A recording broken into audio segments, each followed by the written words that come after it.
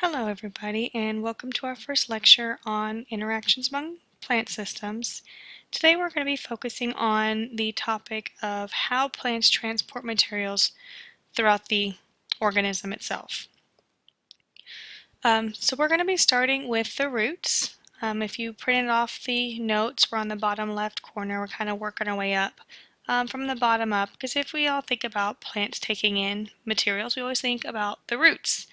So roots take in materials like the digestive system takes in materials into our own bodies.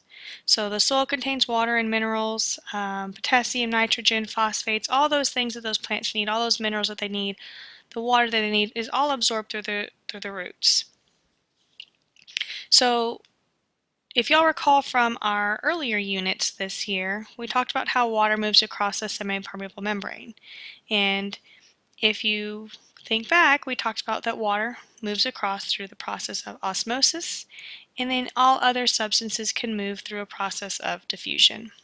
So that's where that is moving into our roots of the plant. So that's our first step in transport within a plant. Once the materials move into the roots, then we're going to get into the shoot system, which is really the main body of the plant that we think of, which would be, the stem of a small flower up the, trunk of the tree. So it's the longest part of the plant. The biggest part of the plant would be the shoot system. So the shoot transports materials throughout the organism, similar to the circulatory system does in the human body. So there's two major parts of the transport. It's the xylem and the phloem. So the xylem transports materials up the plant. So I remember xy high, zips up water. Because if we think about where the water's coming from the bottom of the plant in the roots, and it's needing to move it up to the higher part of the plant, which is where the leaves are found. The second part is the phloem. So I say the phloem flows low, okay, because it flows down food. So the phloem is going from the leaf, the top of the plant, moving it down. And if we go back to our photosynthesis unit, we know that photosynthesis occurs in the leaves of plants, in that green chlorophyll in the plants, which is found in the chloroplasts.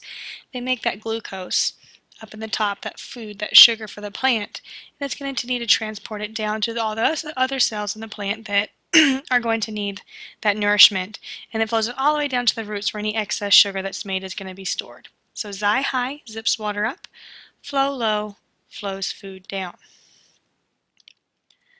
Okay, the very top of our plant is going to be the leaves. And the leaves is where gas exchange is performed. And what body system performs gas exchange?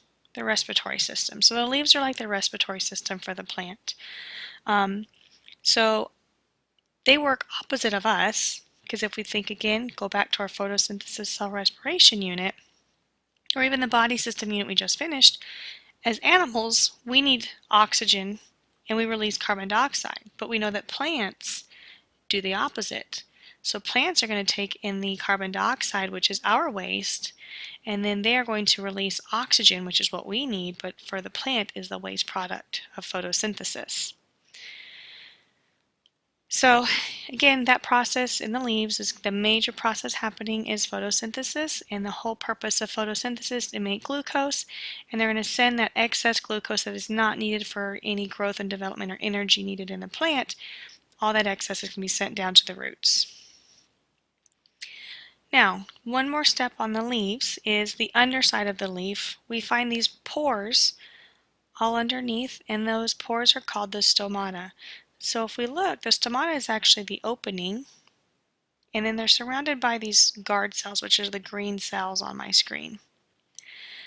And so those guard cells open and close throughout the day, and depending on the climate and the weather and what's kind of going on in the environment.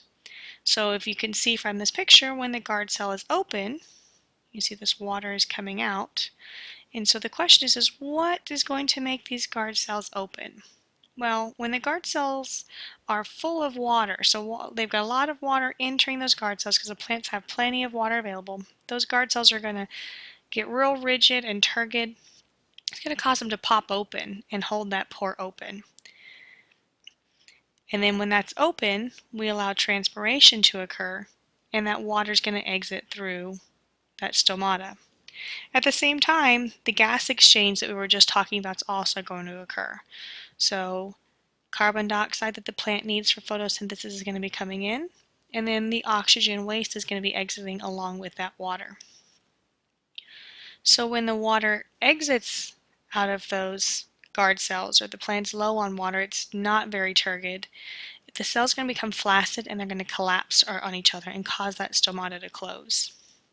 So the biggest thing, if we think about what's entering and exiting out of this stomata, water, carbon dioxide, oxygen, those are all compounds that are involved in photosynthesis. So the rate of photosynthesis is controlled by the opening and closing of the stomata.